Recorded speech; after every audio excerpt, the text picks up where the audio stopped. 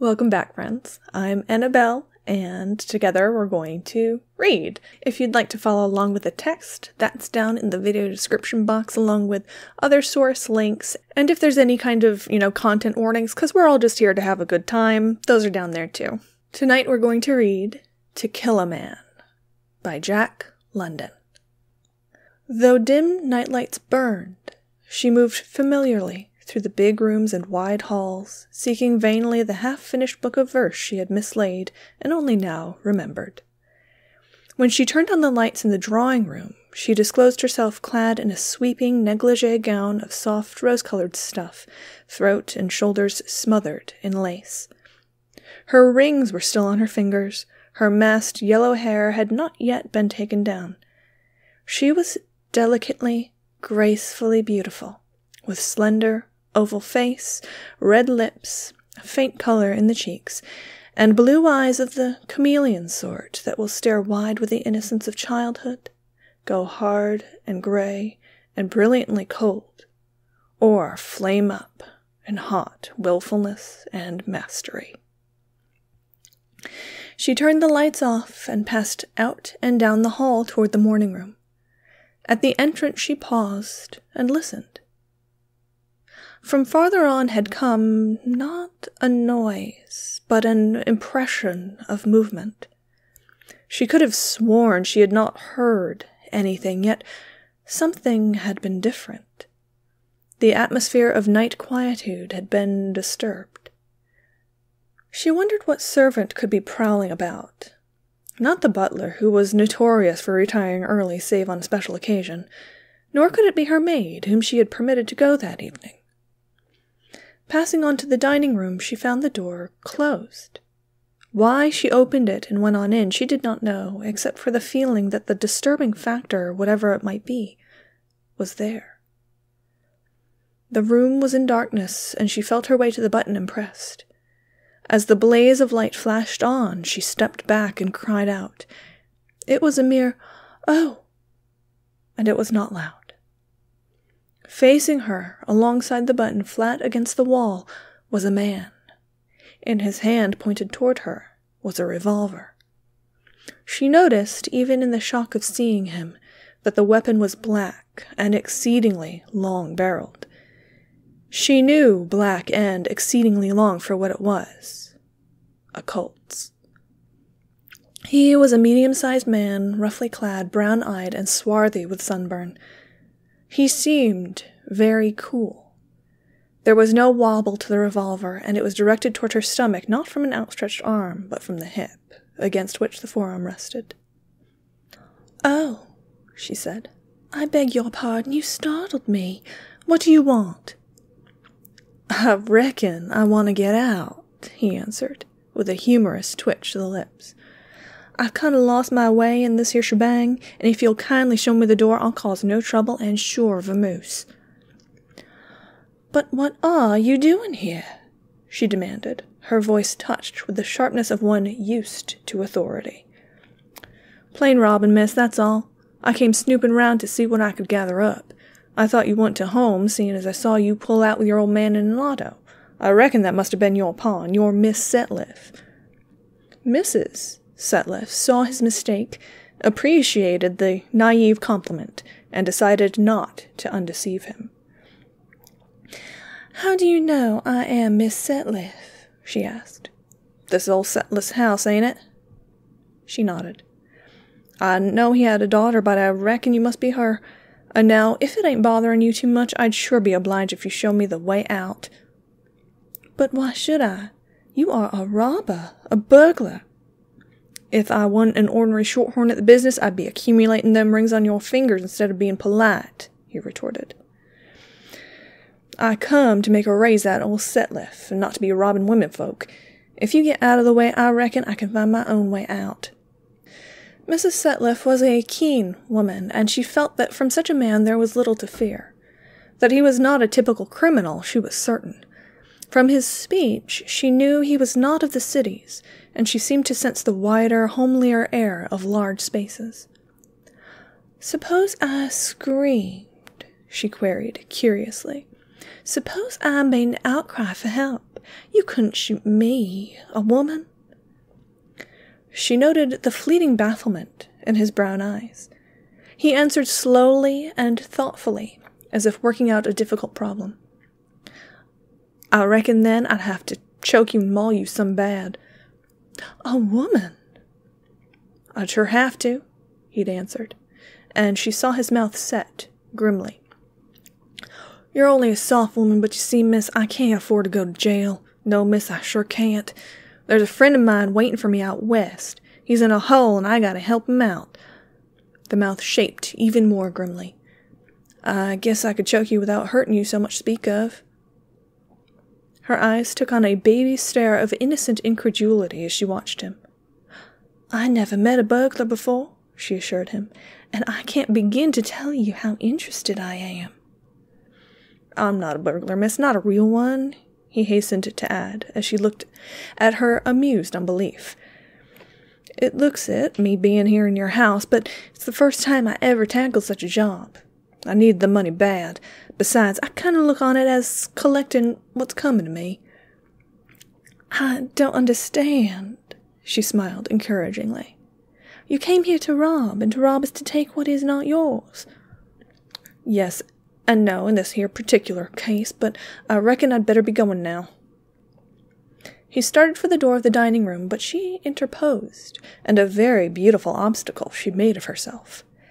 His left hand went out as if to grip her, then hesitated. He was patently awed by her soft womanhood. "There," she cried triumphantly, "I knew you wouldn't." The man was embarrassed. "I ain't never manhandled a woman yet," he explained, "and don't come easy, but I sure will if you set to screaming." "Won't you stay a few minutes and talk?" she urged. "I am so interested. I should like to hear you explain how burglary is collecting what's coming to you." He looked at her admiringly. "I always thought women folks was scared of robbers," he confessed, "but you don't seem none." She laughed gaily. "There are robbers and robbers, you know. I'm not afraid of you because I am confident you are not the sort of creature that would harm a woman.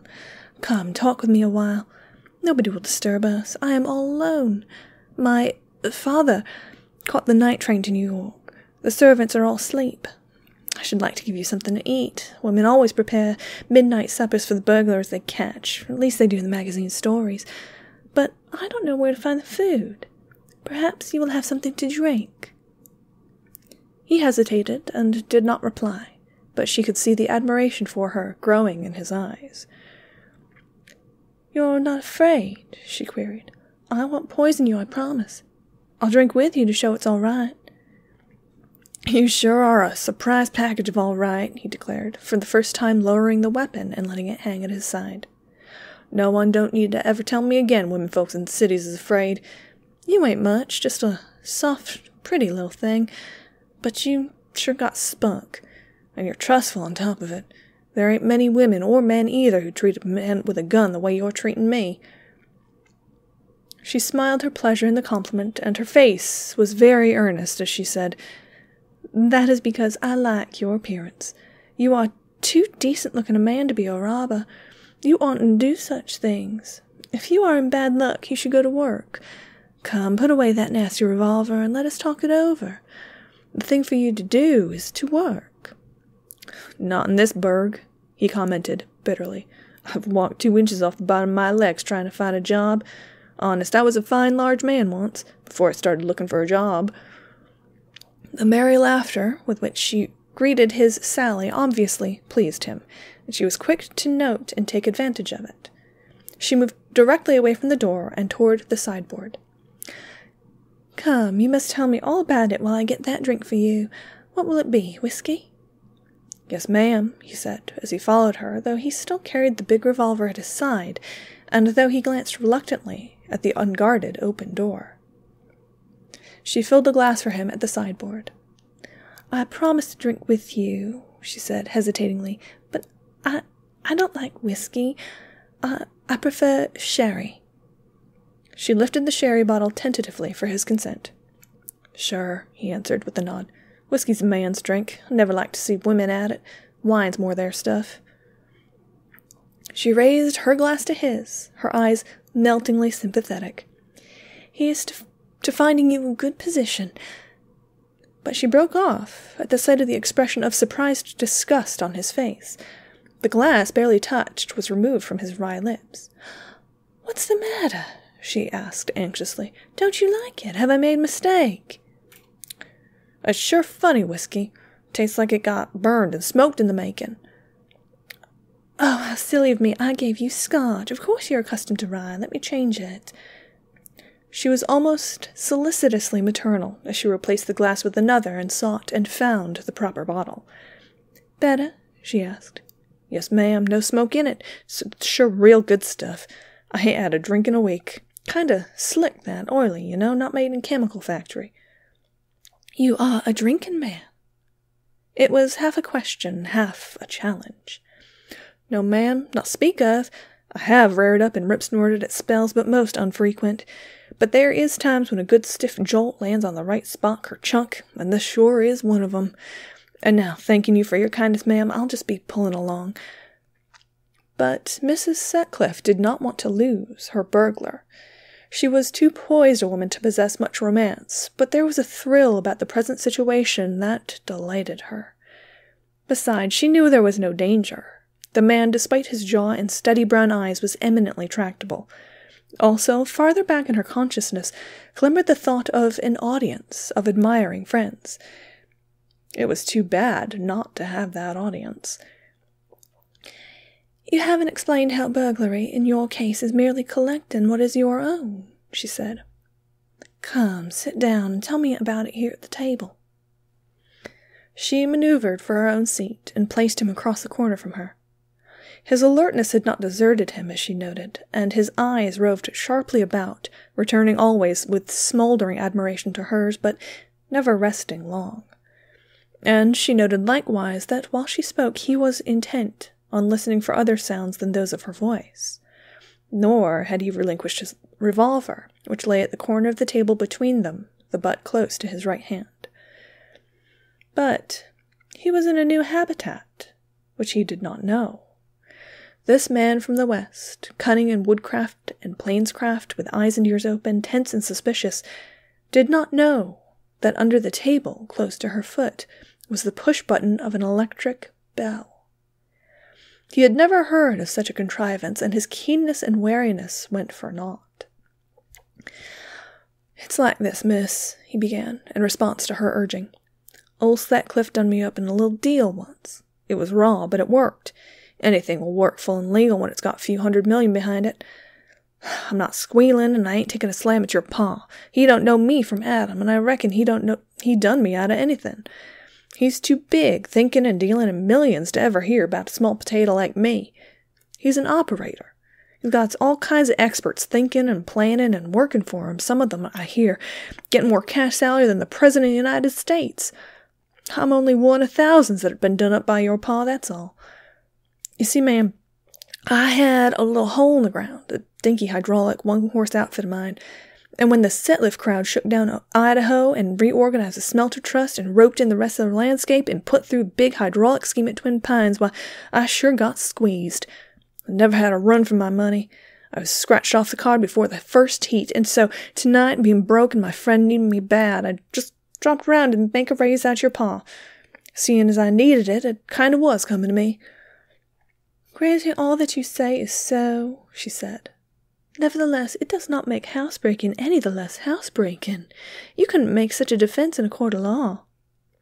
"I know that," he confessed meekly. "What's right ain't always legal, and that's why I am so uncomfortable sitting here and talking to you. Not that I ain't enjoying your company. I sure do enjoy it, but I just can't afford to be caught. I know what they do to me in this here city. There was a young fella that got 50 years only last week for holding up a man on the street for $2.85. I read about it in the paper. When times is hard and there ain't no work, men get desperate. And then the other men who've got something to be robbed of get desperate too, and they just sure soak it to the other fellas. If I got caught, I reckon I wouldn't get a mite less than 10 years. That's why I'm hankering to be on my way." "No, wait." She lifted a detaining hand, at the same time removing her foot from the bell, what she had been pressing intermittently. "You haven't told me your name yet." He hesitated. "Call me Dave."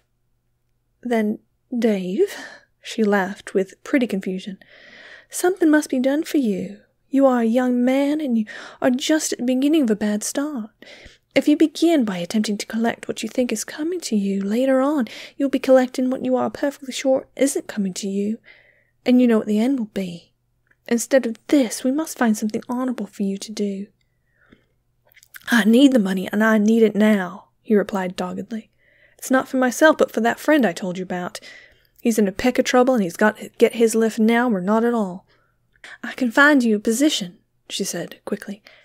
"And yes, the very thing. I'll lend you the money you want to send to your friend. This you can pay back out of your salary." "About 300 would do," he said slowly. 300 would pull him through. I had worked my fingers off for a year after that, and my keep, and a few cents to buy Bull Durham with." "Ah, you smoke." "I never thought of it." Her hand went out over the revolver toward his hand as she pointed to the telltale yellow stain on his fingers. At the same time, her eyes measured the nearness of her own hand and of his to the weapon. She ached to grip it in one swift movement. She was sure she could do it, and yet she was not sure, and so it was that she refrained as she withdrew her hand. "Won't you smoke?" she invited. "I'm most dying to." "Then do so. I don't mind. I really like it. Cigarettes, I mean." With his left hand, he dipped into his side pocket, brought out a loose wheat straw paper, and shifted it to his right hand, close by the revolver. Again he dipped, transferring to the paper a pinch of brown, flaky tobacco. Then he proceeded, both hands just over the revolver, to roll the cigarette. "From the way you hover close to that nasty weapon, you seem to be afraid of me," she challenged. "Not exactly afraid of you, ma'am, but under the circumstances, just a mite timid." "But I've not been afraid of you." "You've got nothing to lose." "My life," she retorted. "That's right," he acknowledged promptly. "And you ain't been scared of me. Maybe I'm over-anxious." "I wouldn't cause you any harm." Even as she spoke, her slipper felt for the bell and pressed it. At the same time, her eyes were earnest with a plea of honesty. "You are a judge of men, I know it, and of women. Surely, when I'm trying to persuade you from a criminal life and to get you to honest work to do—" He was immediately contrite. "I sure beg your pardon, ma'am," he said. "I reckon my nervousness ain't complimentary." As he spoke, he drew his right hand from the table and, after lighting the cigarette, dropped it by his side.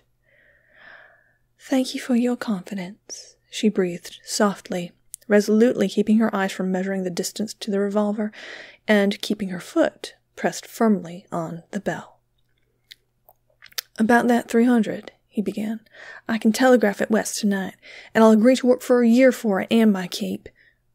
"You will earn more than that. I can promise $75 a month at the least. Do you know horses?" His face lighted up, and his eyes sparkled. "Then go to work for me, or for my father, rather, though I engage all the servants. I need a second coachman—" "And wear a uniform," he interrupted sharply, the sneer of the free-born West in his voice and on his lips. She smiled tolerantly. "Evidently that won't do. Let me think. Yes, can you break and handle colts?" He nodded. "We have a stock farm, and there's room for just such a man as you. Will you take it?" "Will I, ma'am?" His voice was rich with gratitude and enthusiasm. "Show me to it. I'll dig right in tomorrow, and I sure promise you one thing, ma'am. You'll never be sorry for lending Hughie Luke a hand in his trouble." "I thought you said to call you Dave," she chided forgivingly. "I did, ma'am, I did, and I sure beg your pardon. It was just plain bluff. My real name is Hughie Luke, and if you give me the address of that stock farm of yours and the railroad fare, I head for it first thing in the morning." Throughout the conversation, she had never relaxed her attempts on the bell. She had pressed it in every alarming way, 3 shorts and a long, 2 and a long, and 5. She had tried long series of shorts, and once she had held the button down for a solid 3 minutes. and she had been divided between objurgation of the stupid, heavy-sleeping butler and doubt if the bell were in order. "I am so glad," she said, "so glad that you are willing. There won't be much to arrange, but you will first have to trust me while I go upstairs for my purse." She saw the doubt flicker momentarily in his eyes and added hastily, "But you see, I am trusting you with the $300. "I believe you, ma'am," he came back gallantly, "though I just can't help this nervousness." "Shall I go and get it?" But before she could receive consent, a slight muffled jar from the distance came to her ear. She knew it for the swing door of the butler's pantry. But so slight was it, more a faint vibration than a sound, that she would not have heard had her ears been keyed and listening for it. Yet the man had heard. He was startled in his composed way. "What was that?" he demanded. For answer, her left hand flashed out to the revolver and brought it back. She had had the start of him, and she needed it, for the next instant his hand leaped up from his side, clutching the emptiness where the revolver had been. "Sit down," she commanded sharply, in a voice new to him. "Don't move. Keep your hands on the table." She had taken a lesson from him. Instead of holding the heavy weapon extended, the butt of it and her forearm rested on the table, the muzzle pointed not at his head but at his chest. And he, looking coolly and obeying her commands, knew there was no chance of the kick-up of the recoil producing a miss. Also, he saw that the revolver did not wobble, nor the hand shake, and he was thoroughly conversant with the size of the hole the soft-nosed bullets could make. He had eyes not for her but for the hammer, which had risen under the pressure of her forefinger on the trigger. "I reckon I'd best warn you that there trigger pull is filed dreadful fine. Don't press too hard, or I have a hole in me the size of a walnut." She slacked the hammer partially down. "That's better," he commented. "You'd best put it down all the way. You see how easy it works. If you want to, a quick light pull will jiffy her up and back and make a pretty mess all over your nice floor." A door opened behind him, and he heard somebody enter the room, but he did not turn his head. He was looking at her, and he found it the face of another woman. Hard, cold, pitiless, yet brilliant in his beauty. The eyes, too, were hard, though blazing with the cold light. "Thomas," she commanded, "go to the telephone and call the police. Why were you so long in answering?" "I came as soon as I heard the bell, madam," was the answer. The robber never took his eyes from hers, nor did she from his, but at the mention of the bell she noticed that his eyes were puzzled for the moment. "Beg your pardon," said the butler from behind, "but wouldn't it be better for me to go get a weapon and arouse the servants?" "No, ring for the police. I can hold this man. Go and do it, quickly." The butler slippered out of the room, and the man and the woman sat on, gazing into each other's eyes. To her it was an experience keen with enjoyment, and in her mind was the gossip of her crowd, and she saw notes in the society weeklies of the beautiful young Mrs. Setliffe capturing an armed robber single-handed. It would create a sensation, she was sure. "When you get that sentence you mentioned," she said coldly, "you will have time to meditate upon what a fool you have been, taking other persons' property and threatening women with revolvers. You will have time to learn your lesson thoroughly. Now tell the truth. You haven't any friend in trouble. All that you told me was lies." He did not reply. Though his eyes were upon her, they seemed blank. In truth, for the instant she was veiled to him, and what he saw was the wide, sun-washed spaces of the West, where men and women were bigger than the rotten denizens, as he had encountered them, of the thrice-rotten cities of the East. "Go on. Why don't you speak? Why don't you lie some more? Why don't you beg to be let off?" "I might," he answered, licking his dry lips. "I might ask to be let off if—" "If what?" she demanded peremptorily as he paused. "I was trying to think of a word you remind me of. As I was saying, I might if you was a decent woman." Her face paled. "Be careful," she warned. "You don't dast kill me," he sneered. "The world's a pretty low-down place to have a thing like you prowling around in it, but it ain't so plumb low-down, I reckon, as to let you put a hole in me." You're sure bad, but the trouble with you is that you're weak in your badness. It ain't much to kill a man, but you ain't got it in you. There's where you lose out." "Be careful of what you say," she repeated, "or else I warn you it will go hard with you. It can be seen to whether your sentence is light or heavy." "Something's the matter with God," he remarked irrelevantly. "He'd be letting you around loose. It's clean beyond me what he's up to, playing such like tricks on poor humanity. Now if I was God—" His further opinion was interrupted by the entrance of the butler. "Something's wrong with the telephone, madam," he announced. "The wires are crossed or something, because I can't get to Central." "Go and call one of the servants," she ordered. "Send him out for an officer, then return here." Again, the pair was left alone. "Will you kindly answer one question, ma'am?" the man said. "That servant fellow said something about a bell. I watched you like a cat. You sure rung no bell." "It was under the table, you poor fool. I pressed it with my foot." "Thank you, ma'am. I reckoned I'd seen your kind before, and now I sure know I have. I spoke to you true and trusting, and all the time you was lying like hell to me." She laughed mockingly. "Go on, say what you wish. It is very interesting." "You made eyes at me, looking soft and kind, playing up all the time the fact that you wore skirts instead of pants, and all the time with your foot on the belt under the table. Well, there's some consolation. I'd sooner be poor Hughie Luke doing his 10 years than be in your skin. Ma'am, hell is full of women like you." There was silence for a space, in which the man, never taking his eyes from her, studying her, was making up his mind. "Go on," she urged. "Say something." "Yes, ma'am, I'll say something. I'll sure say something. Do you know what I'm gonna do? I'm gonna get right up from this chair and walk out that door. I'd take the gun from you, only you might turn foolish and let it go off. You can have the gun, it's a good one. As I was saying, I'm gonna go right out that door. And you ain't gonna pull that gun off either. It takes guts to shoot a man, and you sure ain't got 'em. Now ready and see if you can pull that trigger. I ain't gonna harm you. I'm going out that door, and I'm starting." Keeping his eyes fixed on her, he pushed back the chair and slowly stood erect. The hammer rose halfway. She watched it. So did he. "Pull harder," he advised. "It ain't half up yet.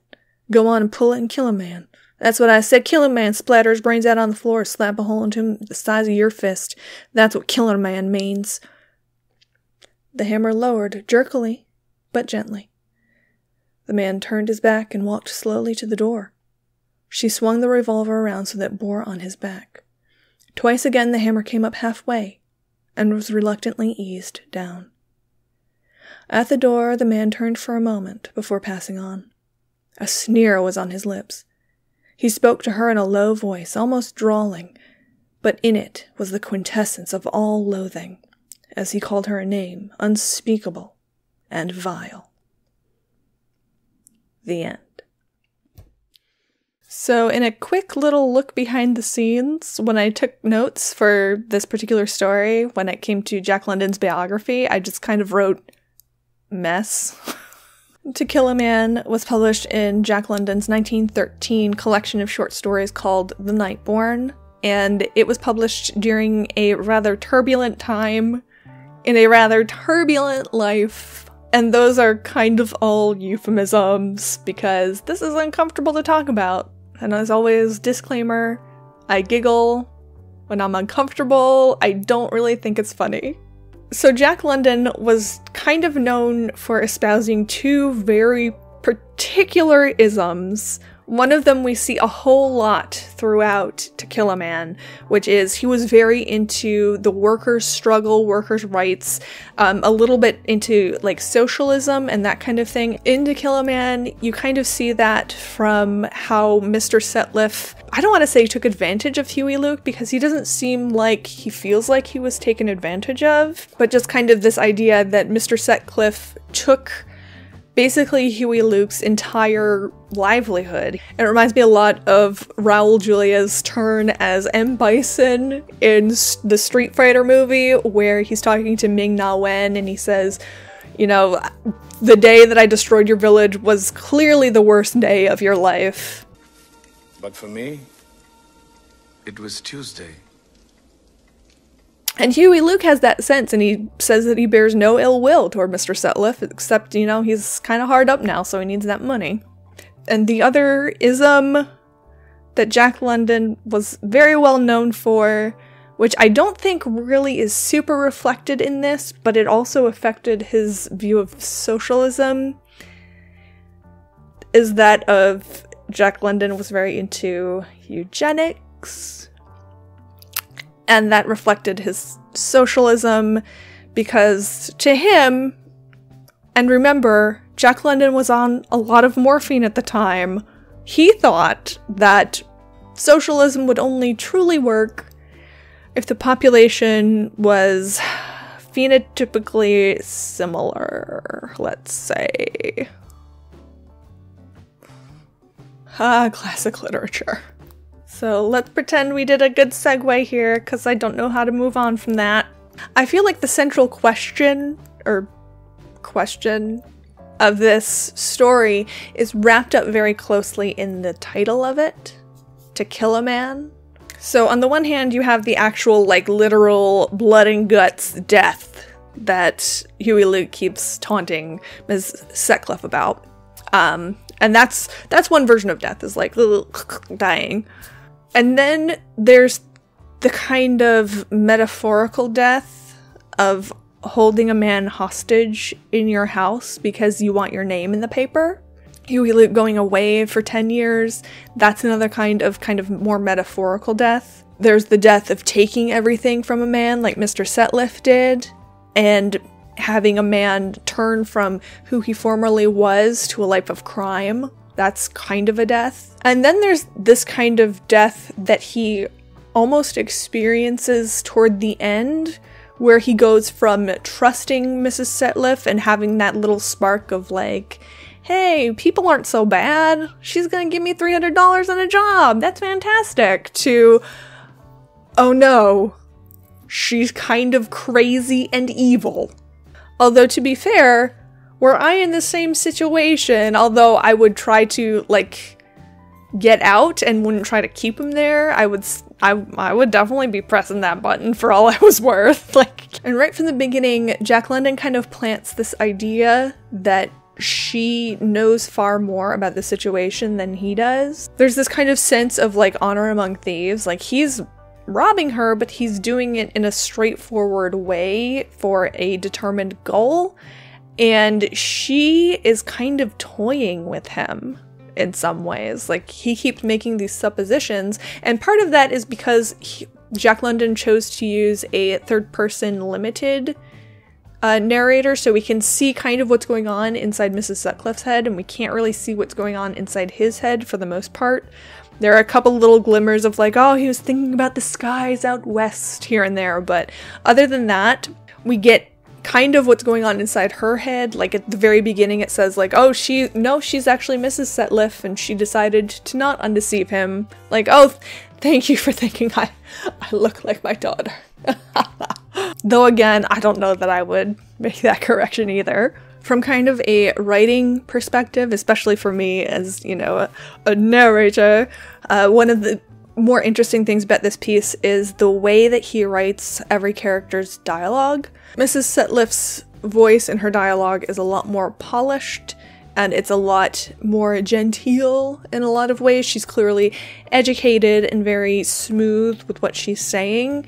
And Hughie Luke is just even in the even the way that it's printed, like, I don't know if you had captions on or if you were following along with the text, but instead of saying scared, a lot of these times he says scared, which serves very well to kind of clue you in addition to the whole, like, he's from out west, so his voice sounds like he's from out west. Like, it clues us in very easily to the dialect and the manner of speech that he would have. And both of those things obviously go even further to explain their actual characters. The contrast between the two of them, even if it weren't in kind of such an interesting story, would still be kind of a very interesting interplay. Like, even if they just met, you know, at a tavern or whatever, not that Mrs. Setliffe would ever ever step foot in such an establishment. But, and personally, my favorite detail in the story is how she knew the revolver was a Colt revolver, and it talks about how it's a Colt revolver.